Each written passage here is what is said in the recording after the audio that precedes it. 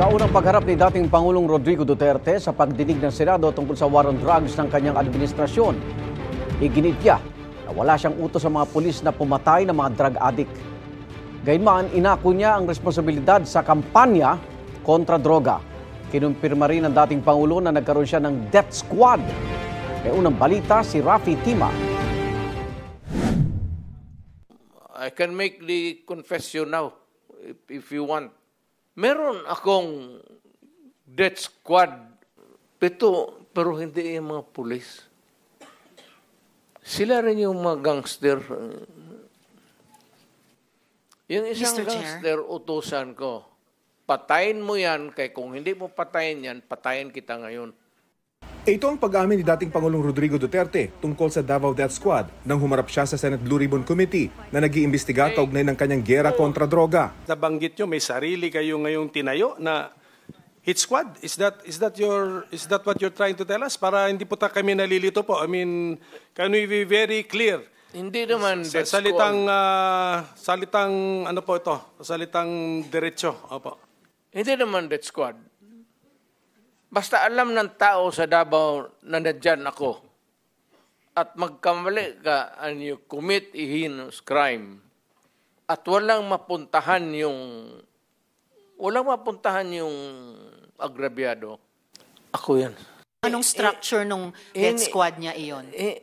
Structure against crime and criminals. At sino yung pitong yon? Mukhang patay naman sila lahat, ma'am. It's okay, sir. Ano pong mga pangalan nila? I cannot remember the name. I am 73 years old. Hindi ko nga alam kung bakit nandito ako. May rewards po ba yung pitong taong iyon kapag nakakapatay sila? Ay, hindi ma'am, mayayaman yung mga maraming na mayayaman sa Davao. Ano pong connection ng mayayaman sa Davao? Gusto pumatay ng mga kriminal. Because they want their city to be safe. Nagbibigay sila, yung mayayaman, ng reward sa death squad? Maringgit ni Duterte, bilang Pangulo, wala siyang utos sa mga pulis na patayin ang mga sangkot sa droga. Call of duty of the President. Ako yun. Kasi ako yung presidente sa panahon ko. At hindi po ako nagkulang, Mr. Senator. Nag-warning ako lahat narinig ng Pilipinas. Huminto kayo sa droga, bitawan ninyo, drop it. Kasi magkakaproblema talaga tayo. May patayan. But it was not a state-sponsored killing. Pero sabi ni Duterte, ipinayo niya sa mga pulis na himukin ng mga kriminal na manlaban. Sabay turo sa mga dating police generals na dumalo bilang anyay death squad. Lahat itong sa right side ko, dumaan ito ng Chief of Police Director. Puro commander ng death squad yan. Si Senator De La Rosa. Death squad rin yan. Because they were police directors handling the controlling crimes in the city. So pag sinabi mong death squad, it's a very loose term. I mind very much me being associated with the DDS because during that time when I was the city director of Davao, it was really a problem for us, especially the unsolved killings. I think he's just joking, sir. Okay. Wala po talaga yan yung sasabihin na you kill him, you kill. Wala pong gano'n, sir. So it's just a matter of taking things on your hand. We know how President Duterte tells stories. Kapag sinabi niya na, yan, si Bato de la Rosa is a death squad yan. Ako, 100% joke talaga yung sinabi niya. And in fact, binawi naman niya afterwards. Sinabi niya na hindi kasama ang pulis. Sinabi niyo na in-encourage niyo ang PNP na i-encourage yung suspect na lumaban. Yes. Para mapatay, para masabing nanlaban. Correct. Correct. Para That was a very incorrect. Correct, yes. At kung pabalikin ako, sir, gagawain ko uli yan. dublado.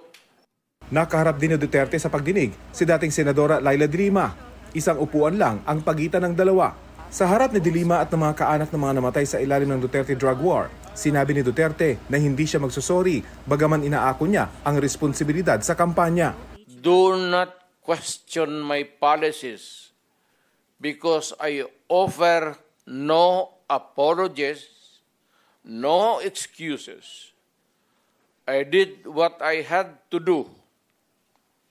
And whether you believe it or not, I did it for my country. For all of its successes and shortcomings, I alone take full legal responsibility. Ako ang managot. At ako ang makulong. Huwag yung pulis na sumunod sa order ko. Kawawa naman, nagtatrabaho lang. He was inducing, encouraging the killings. And it cannot just be purely rhetoric. Kasi sinunod yung mga binanggit niya. Sinunod yung kanyang mga sinasabi na kailangang patayin ng mga yan. Manlanlaban man o hindi, hindi pa ho natin siya napapanagot after all these years.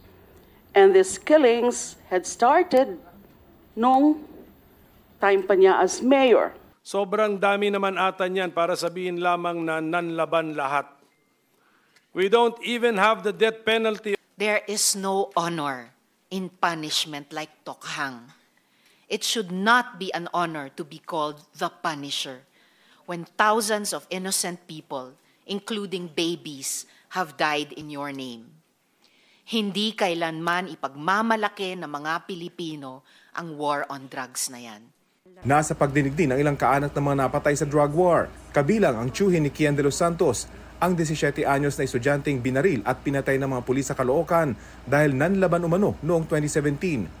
Napatunayan kalaunan na walang baril at hindi nanlaban si Kian sa mga pulis. Dismayado po ang kapatid ko, Ginoong Tagapangulo, sa nangyari. Hindi pa ho namin nakukuha ng buo ang hustisya. Nanalo ho kami sa RTC. May gawad po na danyos, hindi pa ho namin nakakuha ito.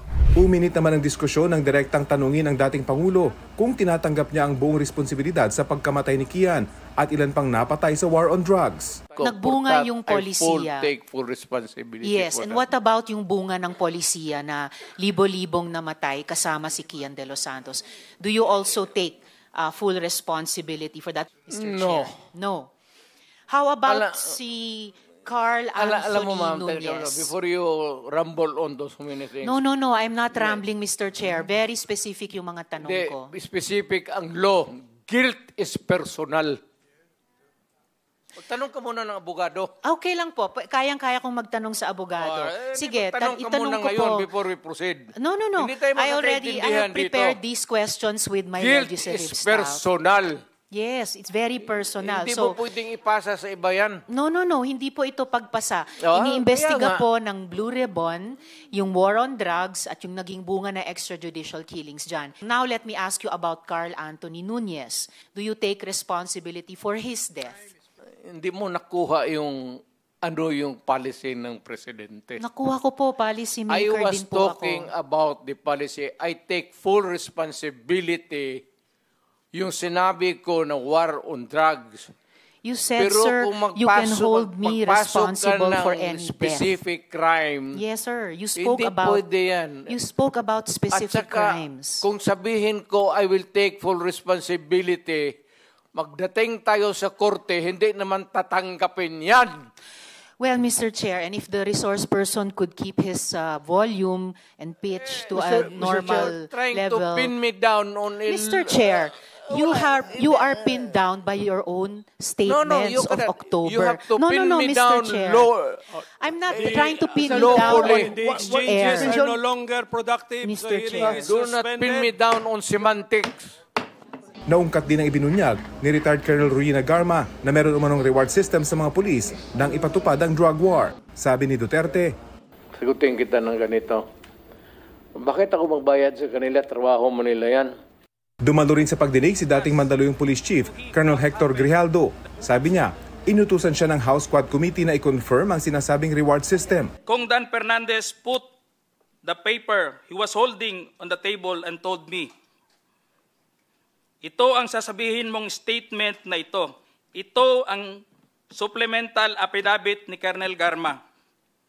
Sabihin mo, alam mo ang reward system. I-confirm mo lang. Parang gusto nilang magsisinungaling po ako, Your Honor. Mariin naman ito itinanggi ni na Congressman Dan Fernandez at Benny Abante. Tinawag na kasinungalingan ni Fernandez ang pahayag ni Grijaldo. Ayon kay Fernandez, pinatawag si Grijaldo dahil ayon umano kay Garma ay kaya niyang suportahan ang kanyang pahayag tungkol sa reward system. Pero di naman daw pinili si Grijaldo nang sabihin niyang wala siyang alam tungkol dito. Pagdidiscredit umano sa komite ang mga pahayag laban sa kanila. Sabi naman ni Abante, wala siyang pinilit na pumirma sa anumang affidavit kapalit ang posibilidad ng promotion.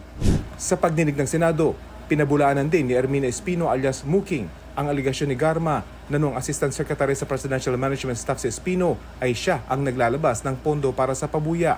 Itinanggi rin ng ilang dating naging PNP chief sa Duterte administration, kabilang si Senador Bato de la Rosa na nagkaroon umano ng briefing sa pagitan nila at ni dating Colonel Edelberto Leonardo tungkol sa drug situation ng bansa bago sila maging hepe ng pulisya. Ito ang unang balita. Rafi Tima para sa GMA Integrated News.